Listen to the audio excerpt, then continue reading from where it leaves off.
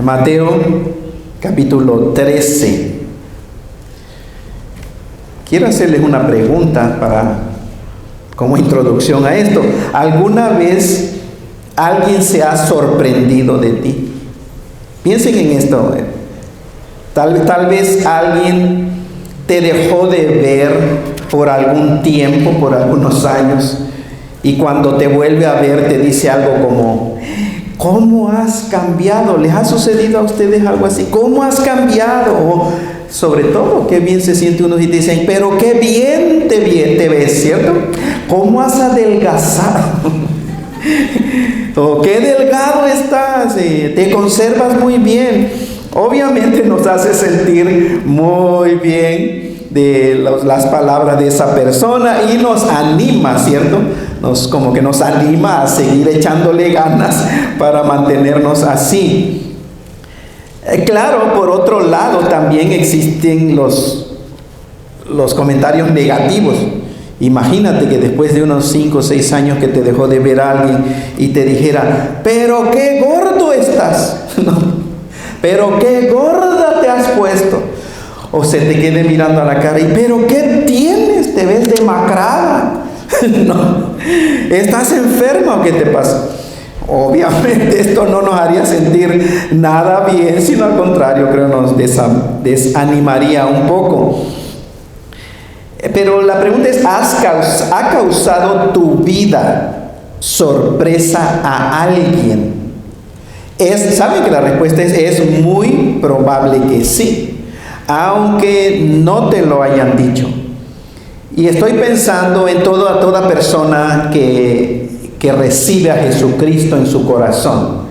Prácticamente es imposible que esa persona no experimente grandes cambios en su vida. Es prácticamente imposible.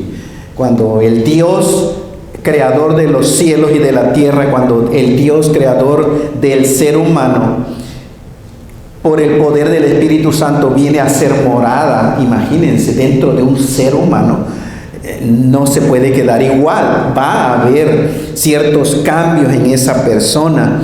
Y aquí en Mateo capítulo 13 vamos a ver algo de eso. Hay una expresión. Le voy a dar lectura del versículo 53 al versículo 58 y permitamos que Dios hable a nuestro corazón, a menos que sea como una motivación en nuestras vidas también, y exhortación, porque eso es lo que hace la palabra de Dios.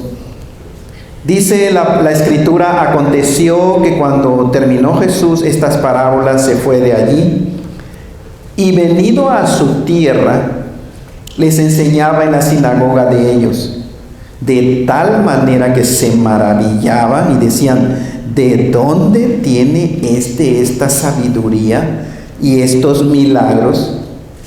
¿No es este el hijo del carpintero? ¿No se llama su madre María, sus hermanos Jacobo, José, Simón y Judas? ¿No están todas sus hermanas con nosotros? ¿De dónde pues tiene todas estas cosas? Y se escandalizaban de él. Pero Jesús les dijo: no hay profeta sin honra, sino en su propia tierra y en su casa. Y no hizo allí muchos milagros, a causa de la incredulidad de ellos. Vemos aquí en esta porción de la Escritura cómo la gente que conoció a Jesucristo desde que nació se sorprendió de él, ¿cierto? Se sorprendió grandemente al ver en Jesucristo cosas que no había visto antes en él. Y la pregunta es: ¿pero cómo es posible? Jesucristo siempre fue Dios desde que fue concebido en el vientre de María, pero ¿por qué la gente no había visto antes esas cosas en Jesucristo? Bueno, puede haber algunas razones, pero pasan en mi mente. Una, porque la gente generalmente no pone mucha atención a los niños, ¿cierto?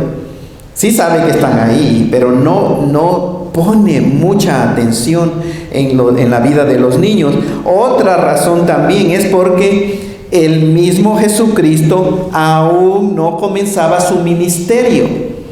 Él tenía el tiempo de Dios y empezó a decir: arrepiéntanse y crean en el Evangelio. Empezó a decir: el reino de los cielos, el reino de Dios se ha acercado. Arrepiéntanse y crean el Evangelio. A la edad de 30 años, más o menos. Jesucristo tenía 30 años. Entonces, pero Jesucristo no comenzaba su ministerio. Jesucristo comenzó su ministerio. Comenzó a mostrarse al mundo como lo que era el Hijo de Dios, el Mesías, en el tiempo de Dios. Y el tiempo de Dios sabemos que fue cuando Él tenía la edad de más o menos 30 años. La gente con toda seguridad sí conocía la moralidad de Jesucristo. Porque crecer como en una comunidad, hermanos, de los pueblos que eran pequeños, toda la gente se conocía. Conocían que Él era el hijo del carpintero. Y con toda seguridad lo conocían su moralidad, pero no lo habían escuchado enseñar, no lo habían visto mostrar las obras de gran poder, sino hasta el momento en que Él fue manifestado como lo que Él dijo, que Él era el Hijo de Dios, el Mesías prometido. Y si ven aquí del versículo 54 al 56, vean, y venido a su tierra era Nazaret, donde vivió y creció. Recuerdan, Él nació en Belén de Judea, pero recuerdan lo que sucedió cuando el rey Herodes quería matarlo. Entonces mandó a matar a todos los niños de 2 años para abajo, calculando que en uno de ellos iba a ser el niño que había nacido. Huyeron, de acuerdo a como Dios les dijo que huyeran de ahí. Se fueron a otro lado, y cuando había muerto el rey Herodes, un ángel les dijo: no vayan, no regresen, sino váyanse a Nazaret. Por eso le decían a Jesucristo el Nazareno. Y Jesucristo dice, miren lo que dice la Escritura, el versículo 54. ¿Qué hacía? ¿Qué fue lo primero que comenzó a hacer Jesucristo venido a su tierra? Enseñaba. Dice, y venido les enseñaba en la sinagoga de ellos. No perdió tiempo. Jesucristo sabía que su tiempo llegaría pronto, su hora de morir. Él ya sabía, estaba consciente de lo que iba a suceder con él. Y solo tenía unos pocos años desde que comenzó su ministerio. De manera que Jesucristo no perdía el tiempo, hermanos. No perdía el tiempo. En su mente y en su corazón Él sabía que tenía una misión que cumplir. Él estaba consciente. Una misión que su Padre, que el Padre Dios lo había encomendado. Entonces Él debía tener sus prioridades puestas en el orden correcto. Ahora, tal vez decimos, bueno, ese fue Jesucristo, pero no yo. Pero no pensemos así tan pronto. Porque tú estás en la mente de Dios. En este preciso momento, Dios está consciente de ti, de todos y cada uno de nosotros. No te escapas de la mente de Dios.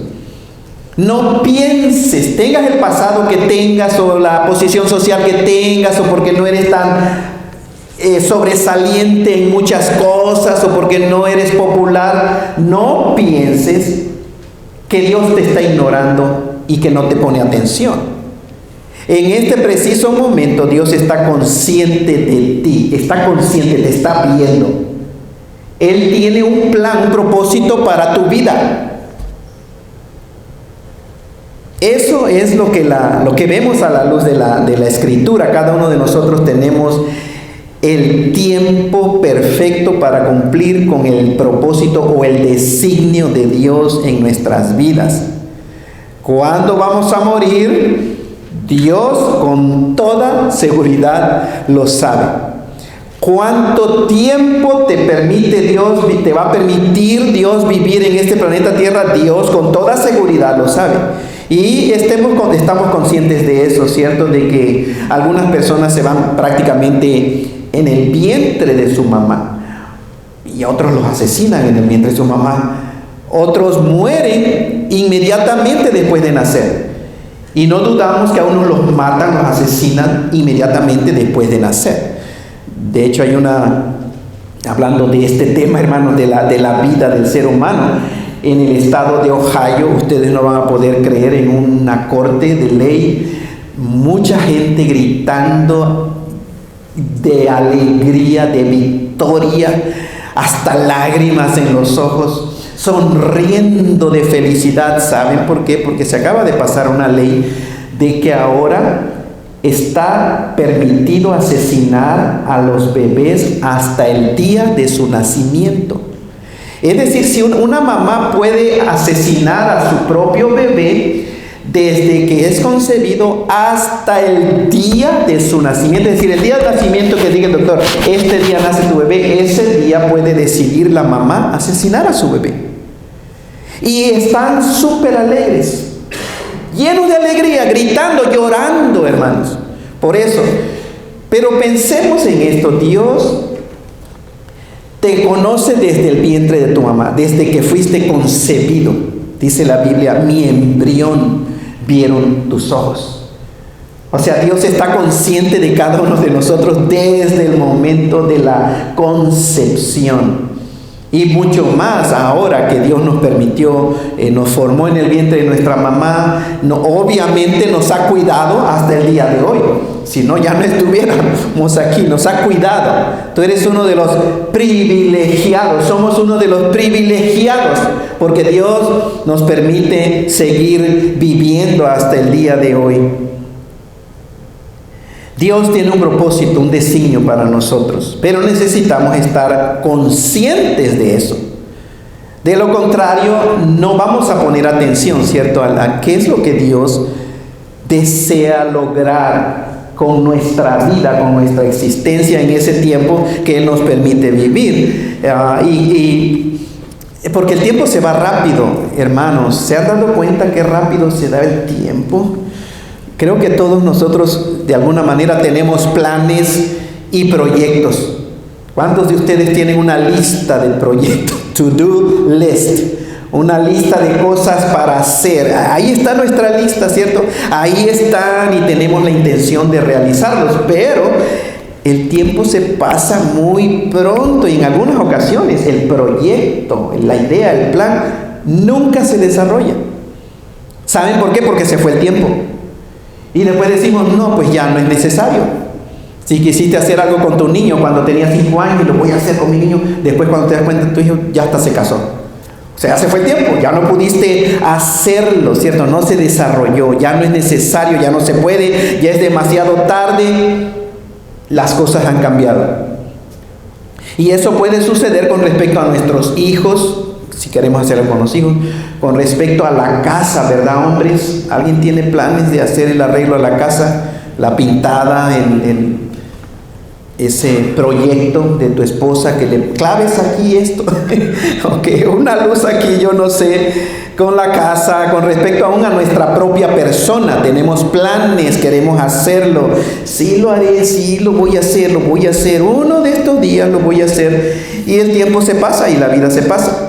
De manera que cuando veo la escritura que Jesucristo, llegando a su ciudad, lo primero que hizo es va a predicar a la sinagoga de los judíos, porque Él estaba consciente del plan de Dios en su vida. No iba a vivir para siempre aquí como ser humano, y la realidad es que ninguno de nosotros también vamos a vivir para siempre. Es necesario vivir y ver nuestras vidas desde la perspectiva de Dios. Dios está consciente de ti. Todos tenemos poco tiempo en realidad. Y el tiempo que tenemos es el tiempo de Dios para cumplir nuestra misión personal. Y la pregunta es, si tienes idea de cuál es la misión, qué es lo que Dios espera lograr con tu vida, qué desea Dios. ¿Cómo desea Dios usar tu vida, tus palabras, tus acciones para su gloria? Tal vez Él quiere que tú seas influencia para otros seres humanos, en especial para los que tenemos hijos. Obviamente, papá y mamá, realmente Dios está consciente y espera que tú influencies a tus hijos, a tus hijas, para su gloria, y que se arrepientan ellos y que sigan también el plan de Dios. Ahora, la Biblia enseña, hermano, ¿saben que Jesucristo, cuando le preguntan de dónde saca esta sabiduría? Porque sabían que Jesucristo no estudió formalmente bajo un rabino, un rabí. Él llegó a ser un maestro porque él empezó a escoger a sus discípulos, ¿cierto? Y a 12 de ellos los nombró como apóstoles. Pero Jesucristo no que no sabía leer ni escribir. Eso es algo muy importante, porque ni el apóstol Pedro, él era pescador, y a veces los críticos dicen, pero si era gente ignorante, no sabían ni leer ni escribir, y mira cómo están. No tuvieron educación formal bajo un rabí, pero todos ellos sabían escribir y sabían leer. Era muy poca la gente iletrada en realidad. Aunque fuera pescador, sabía leer y sabía escribir.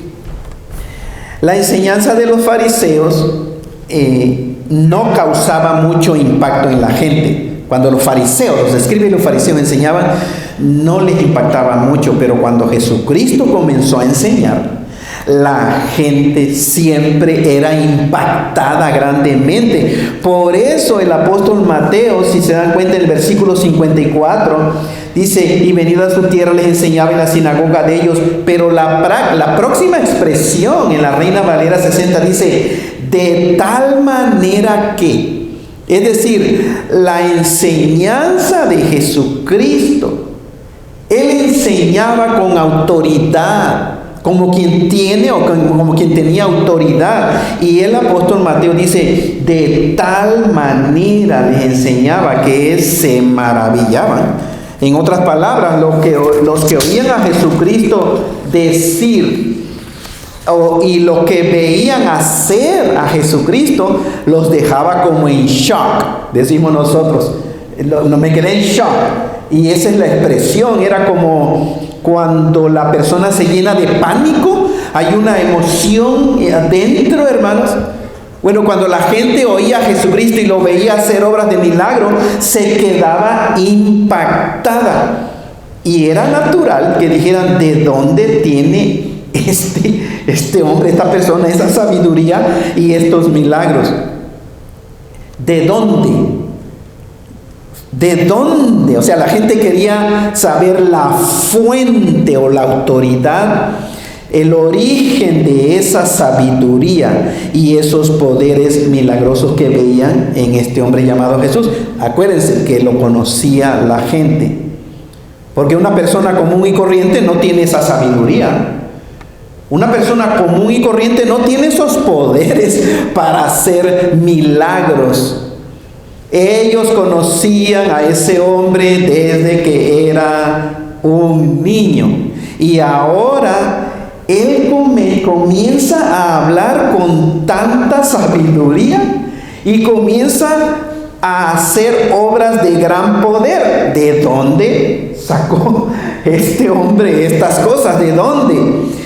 Y miren cómo la expresión, no es implica que lo conocían desde pequeñito, que conocían a la familia de Jesucristo. Y en ese versículo 55 dice, no es el hijo del carpintero.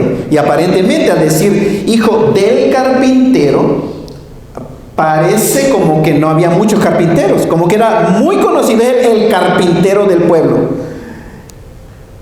¿No es el hijo del carpintero? Entonces la gente lo conocía, la gente de la comunidad lo conocía muy bien. Y al preguntar esto, al hacer esta pregunta, ¿no es el hijo de? Implica que Jesucristo no hizo milagros cuando era niño. Pongan atención, de lo contrario la gente no haría esas preguntas. ¿Y por qué necesitamos saber? Es importante, ¿saben por qué? Porque hoy vemos películas de la vida de Jesucristo cuando era niño, ¿cierto? Y yo no sé cuántos de ustedes han visto películas de cuando era niño Jesucristo y haciendo milagros, pero no hay registro en la palabra de Dios que Jesucristo hizo un milagro. Yo recuerdo de un pajarito muerto, ¿cierto? Que lo pone Jesucristo en la mano y ya sale vivo el pajarito. Eso es película, hermanos, eso no es palabra de Dios. Y la gente, al hacer esa pregunta, ¿qué no es este el hijo del carpintero?, está implicando que la gente nunca vio a Jesucristo de niño hacer milagros. De lo contrario, no haría esa pregunta. Porque si lo vieron, lo habrían visto hacer milagros desde pequeñito, entonces dirían, es Jesucristo, sí, el hijo del carpintero que siempre anda haciendo milagros, ¿cierto? Pero no vemos eso. Y es importante, les digo, para no ser engañados. Hay unos evangelios falsos que se llaman los evangelios apócrifos.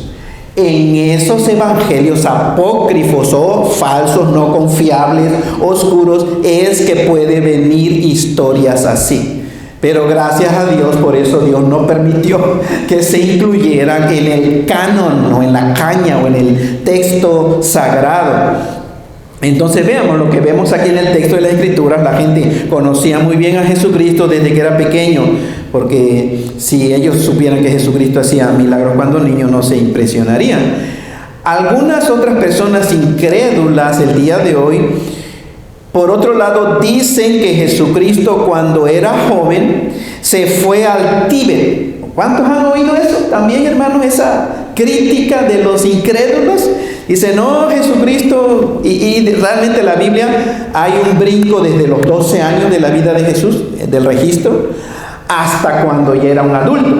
Entonces, el argumento del silencio, como la Biblia específicamente no enseña qué hizo Jesucristo desde que tenía 12 años hasta que ya era grande, los críticos usan ese silencio, el argumento del silencio, y diciendo, es que Jesucristo se fue al Tíbet a estudiar meditación trascendental, y allí fue y aprendió muchas cosas, y por eso regresó con mucha sabiduría y aprendió a controlar la materia y a hacer milagros. Pero pongan atención al texto sagrado.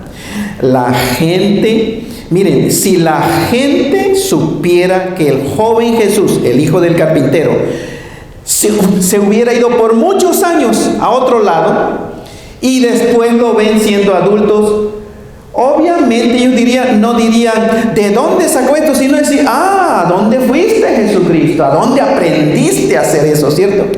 ¿De dónde? ¿A dónde te fuiste a estudiar? Porque lo vieron, si hubiera sido la verdad así, se hubiera ausentado por tantos años y haría sentido decir, wow, mira, ya viste al hijo del carpintero, ¿cómo llegó? Mira todo lo que aprendió allá donde se fue a estudiar.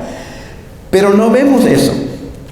La gente no dice nada de eso, sino que sus preguntas que está haciendo aquí implican que Jesús estuvo siempre ahí con ellos, y por eso los sorprendía, ahí con ellos en la comunidad, y estaban sorprendidos de escuchar la sabiduría y de ver las obras de poder que Jesucristo hacía.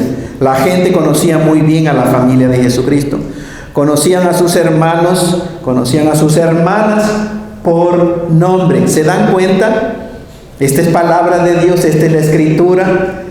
No dice, no es el hijo del carpintero, no se llama su madre María, no se llaman sus hermanos, y menciona a los hermanos de Jesucristo. ¿No están Jacobo, su hermano, José, hermano de Jesucristo, Simón y Judas?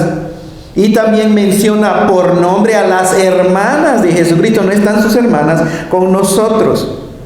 Entonces conocían a Jesucristo. Y a propósito, este texto de la Escritura contradice completamente tenemos que decirlo, falsa doctrina de la Iglesia Católica Romana con respecto a la siempre Virgen María.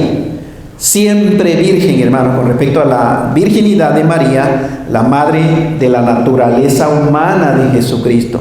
La Iglesia Católica Apostólica Romana enseña que María fue siempre virgen, y por eso no aceptan este pasaje como lo estamos entendiendo, obviamente esa es la intención del autor, porque se les viene abajo la doctrina de la siempre Virgen María, inmaculada. No quieren. ¿Por qué? ¿Por qué esa preocupación?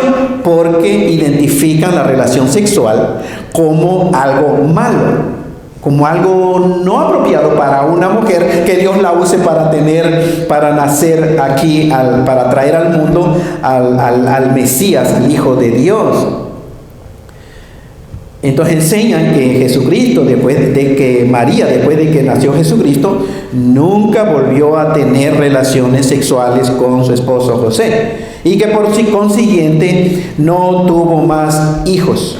Cuando la Iglesia Católica lee esto, ¿saben lo que dice? Es que eran sus discípulos.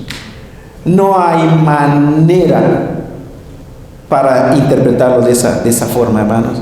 Cualquier persona se da cuenta, notemos, esta gente al hacer esas declaraciones está diciendo que María y José tuvieron más hijos y tuvieron más hijas. Entonces eso es muy importante cuando uno analiza también el texto sagrado. Notemos también que esta gente al hacer esas declaraciones, es decir, ¿de dónde tiene esta sabiduría? ¿De dónde? ¿De dónde tiene esos poderes? Están admitiendo la sabiduría de Jesucristo. Y están admitiendo las obras de poder que vieron en Jesucristo, ¿cierto? O sea, lo están viendo. Si no dijeran de dónde sacó tanta sabiduría y esas obras de poder, sino están admitiendo. Ellos escucharon las enseñanzas y la sabiduría del Señor.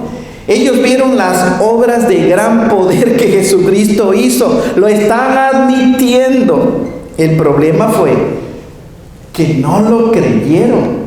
No quisieron aceptar los reclamos de Jesucristo de que Él era el enviado de Dios.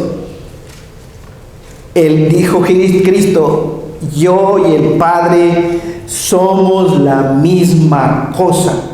Somos lo mismo, es la misma esencia. Entonces esta gente, aun cuando vio todas esas cosas, no quisieron creerlo. Ellos están condenando a rehusar creer en la identidad de Jesucristo.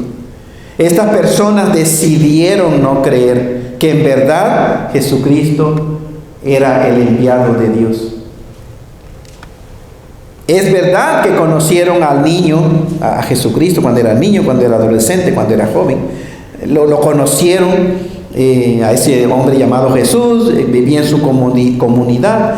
Y de repente, ahí está el mismo Jesucristo, pero ahora hablando con una sabiduría que esto tiene que ser de Dios y haciendo obras de poder de Dios, pero ellos escogieron no creerlo. Pensemos en nosotros el día de hoy. Piensa en ti el día de hoy, porque la gente se sorprendió, ¿cierto? La gente quedó sorprendida. Piensa en ti, se sorprende la gente de ti al ver tu vida transformada por el poder del Espíritu Santo de Dios. No levanten la mano, nada más analicen, nada más piensen, pero es otra vez la pregunta. Se sorprende la gente de ti al ver tu vida transformada por el poder del Evangelio. Causa tu vida impacto en la gente que te conocía como eras antes. Causa impacto tu vida, tu testimonio.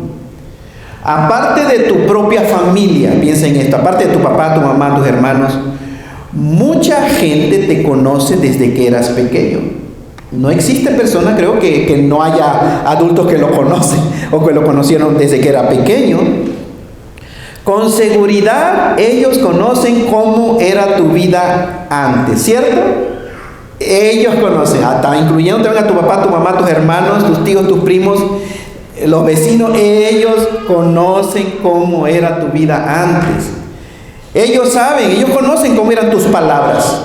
Ellos conocen cómo era tu comportamiento. Ellos conocen con toda seguridad si eras honesto o una persona deshonesta. Ellos te conocían cómo eras.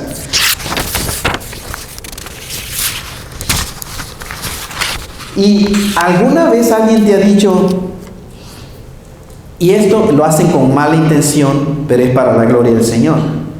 Pero la gente el día de hoy, cuando ve a una persona que vino a Cristo Jesús, que creyó en el Evangelio, a algunos de ustedes le han dicho, ay, ahora sí, ya eres aleluya, ahora de los hermanos y quién sabe qué. Yo te conozco, les han dicho.